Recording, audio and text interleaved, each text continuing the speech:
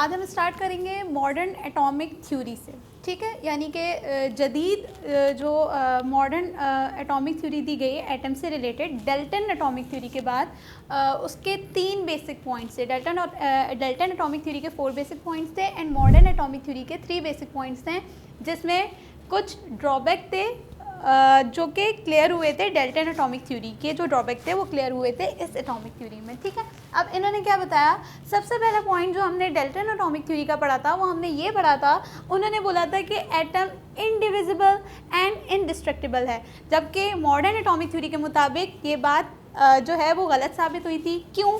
क्योंकि modern atomic theory में ये बताया था कि एटम इनडिविजिबल भी है और इनडिस्ट्रक्टिबल भी है। Basically atom is a complex organisation. Complex word हम कब यूज़ करते हैं, यानी कि जब कोई किसी चीज़ का स्ट्रक्चर कॉम्प्लेक्स हो, उसके अंदर और मज़ीद चीज़ें मौजूद हों। अब एटम के अंदर मज़ीद क्या चीज़ें मौजूद थी, तो मॉडर्न एटॉमिक थ्योरी ने ये बताया कि atom itself contain 3 more things which they are electron, proton and neutron. तो पहला पॉइंट जो था वो डेल्टन एटॉमिक थ्योरी का गलत साबित हो गया था मॉडर्न एटॉमिक थ्योरी के मुताबिक। दूसरा पॉइंट जो इन्होंने बताया वो उन्होंने ये बताया कि डेल्टन एटॉमिक थ्योरी ने कहा था कि एक एलिमेंट के एटम्स का सेम मास होता है, ठीक है। फॉर सपोज अगर मैं कार्बन की बात कर रही हूँ तो इन्होंने बोला कि कार्बन का जो होगा वो सेम मास होगा, ये डेल्टन एटॉमिक थ्योरी ने कहा था, जबकि मॉडर्न एटॉमिक थ्योरी ने ये बात गलत साबित कर दी। किस बिना पे, किस बेसिस पे? आइसोटोप्स की बेसिस पे। जब आइसोटोप्स की डिस्कवरी हुई उसकी बेसिस पे। आइसोटोप्स एक पूरा बड़ा टॉपिक है जो कि इसी चैप्टर में आएगा। मैं अभी एक ओवरव्यू दे देती हूँ ताकि आपको ये पॉइंट समझ आ जाए। आइसोटोप्स क्या होते हैं? सेम ही एलिमेंट के जब डिफरेंट एटॉमिक मासेस जो एग्जिस्ट करते हैं, यानी नंबर ऑफ न्यूट्रॉन्स जब चेंज होते हैं तो सेम ही एलिमेंट के होते हैं वो। तो इसकी वजह से ये बात प्रूव हो गई कि एक ही एलिमेंट के जब ज़ाहिर है डिफरेंट फॉर्म एग्जिस्ट करेंगी तो उसके मासेस भी डिफरेंट होंगे। ज़ाहिर है अगर कार्बन की मैं बात कर रही हूँ, इसकी 3 ही फॉर्म एग्जिस्ट कर रही हैं इस एलिमेंट की, तो ऐसा ही किस बिना पर? नंबर ऑफ न्यूट्रॉन्स की बिना पर। इसमें नंबर ऑफ न्यूट्रॉन्स चेंज होंगे, इसमें नंबर ऑफ न्यूट्रॉन्स चेंज होंगे, इसमें नंबर ऑफ न्यूट्रॉन्स चेंज होंगे। तो मैं कहूँगी ये कार्बन के आइसोटोप्स हैं।